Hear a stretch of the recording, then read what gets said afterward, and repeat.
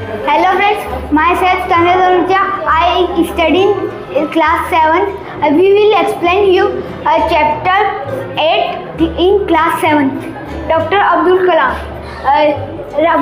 रामेश्वर नाम का जिला आज भी विख्यात है क्योंकि वहाँ पे डॉक्टर अब्दुल कलाम का जन्म हुआ था। वह अन्वेषक और शांति चिन्ह प्रभाव के थे। अगर वो किसी भी दो के बीच में लड़ाई हो रही हो तो वो उसे भी शांत मामले से सुलझा देते थे और उनका बहुत छोटा घर था और वो एक गरीब परिवार से थे। Hello friend, myself Virat Bhati. I explain Hindi chapter 8 doctor Abdul Kalam. वह डॉक्टर अब्दुल कलाम बहुत पढ़ाई करते थे, फिर उनकी एक मृत्यु हो गई और वह बहुत अन्वेषक व्यक्ति थे जो हर जगह कुछ न कुछ बनाते रहते थे। वह बहुत पढ़ाई करते थे और वो हर जगह कुछ न कुछ चीज़ों का मतलब ढूंढते रहते थे।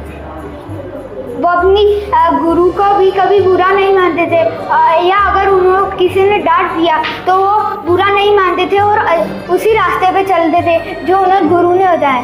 वो रामेश्वर ज़िले में उन्होंने इतनी पढ़ाई की कि वो रामेश्वर ज़िले में फर्स्ट रैंक आए थे।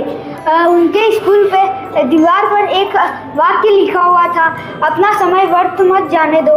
वह उसका पूरा सार उन्होंने अपने जीवन में उतारा और एक भी समय व्यर्थ ना जाने दिया और उन्होंने एक साइंटिस्ट बहुत पढ़ाई करके एक साइंटिस्ट बने।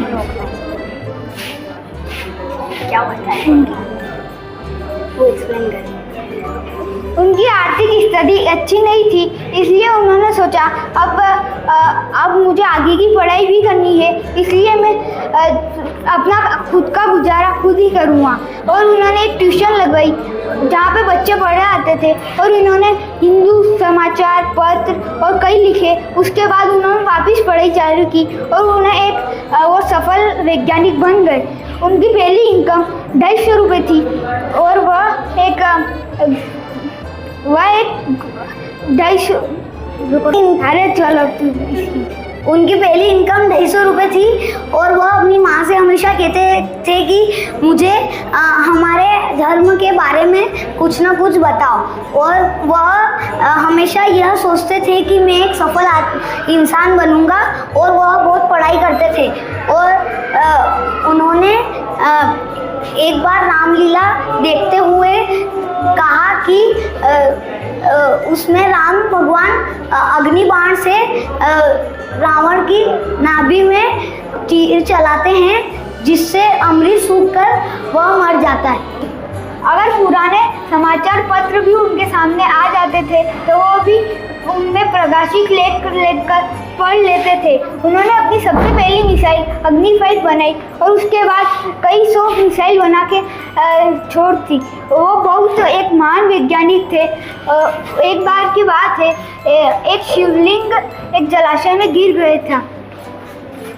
एक मंदिर की बात हो रही है जहाँ पे उसके पास में एक जलाशय था, वह बहुत गहरा था, उसमें एक शिवलिंग गिर गई थी। किसी को उसमें जाने की हिम्मत नहीं थी। तब एक आदमी उसमें कूदा और थोड़ी देर में शिवलिंग को बाहर निकाल के ले आया और वह आदमी भी अब्दुल कलाम के घर से ही था।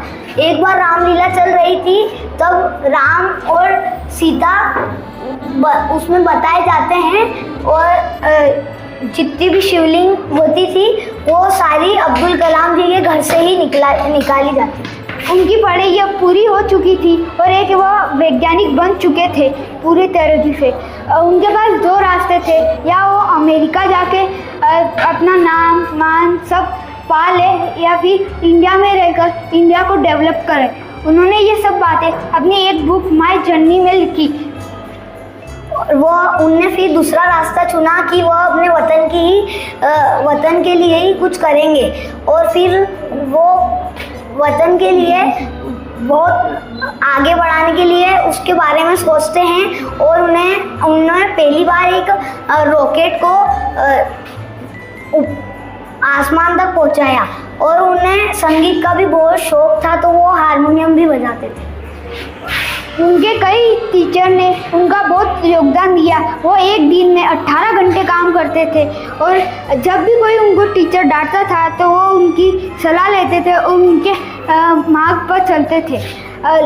वो उनके एक प्रमुख गुरु थे जिन्होंने उनको 3 बातें सिखाई थी: आस्था, आशा और इच्छा। Thank you for watching my this video.